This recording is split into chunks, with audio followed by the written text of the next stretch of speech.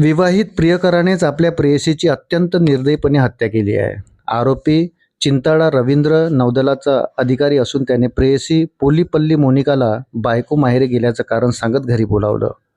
तू घरी ये, आपण काही वेळ एकत्र घालवू असं त्याने सांगितलं होतं.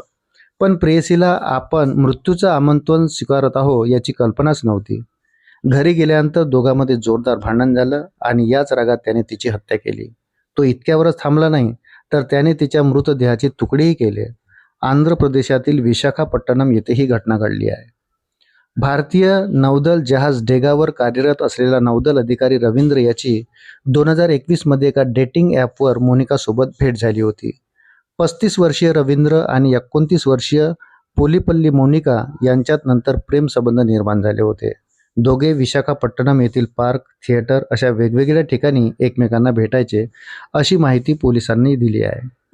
काही आठवड्यापूर्वी रवींद्रची पत्नी आपल्या माहेरी विजयानगरम येथे गेली होती. प्रेयसीसोबत वेळ घालवण्यासाठी ही सर्वोत्तम वेळ आहे असा विचार करत रवींद्रने रविवारी संध्याकाळी मोनिकाला घरी बोलावलं. पण संध्याकाळपर्यंत दोघांमध्ये कडाक्याचं भांडण झालं. याच भांडणात रवींद्रने मोनिकाची चाकूने भोसकून हत्या केली. रवींद्र फक्त हत्येपर्यंत थांबला नाही, त्याने मृतदेहाचे तुकडे केले. यातील काही भाग त्याने एका पिशवीत भरले आणि ते नष्ट करण्याच्या हेतूने निर्जन स्थळी घेऊन गेला. यावेळी त्याने काही भाग घरातील फ्रीजमध्येच ठेवले होते. त्यानंतर रवींद्र चालतच एका पोलीस ठाण्यात गेला आणि त्याने आपल्या गुन्ह्याची कबुली दिली.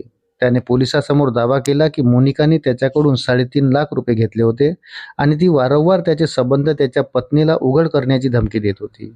याच कारणामुळे त्या दोघांमध्ये वारंवार वाद होत होते.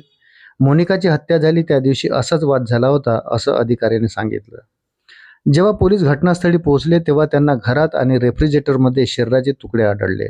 मोनिकाचे शिर मात्र तिथे नव्हते. रवींद्रने त्याची दुसऱ्या ठिकाणी विल्हेवाट लावली असावी असा पोलिसांचा संशय आहे. बेपत्ता झालेले शरीराचे अवयव शोधण्यासाठी आता पोलिसांचे एक विशेष पथक स्थापन करण्यात आले आहे. या प्रकरणी खुनाचा गुन्हा दाखल करण्यात आला असून पुढील तपास सुरू आहे. या प्रकरणाने 18 मे 2022 रोजी झालेल्या श्रद्धा वालकर हिच्या क्रूर हत्येची आठवण करून दिली.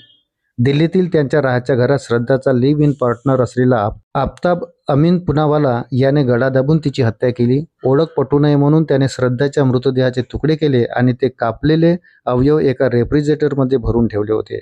त्यानंतर पुढील काही दिवस राजधानीमधील विविध ठिकाणी त्याने ते तुकडे फेकून दिले होते. सध्या तो अटकेत आहे. अशाच नवनवीन अपडेटसाठी व्हिडिओला लाईक आणि चॅनलला सबस्क्राईब जरूर करा. धन्यवाद.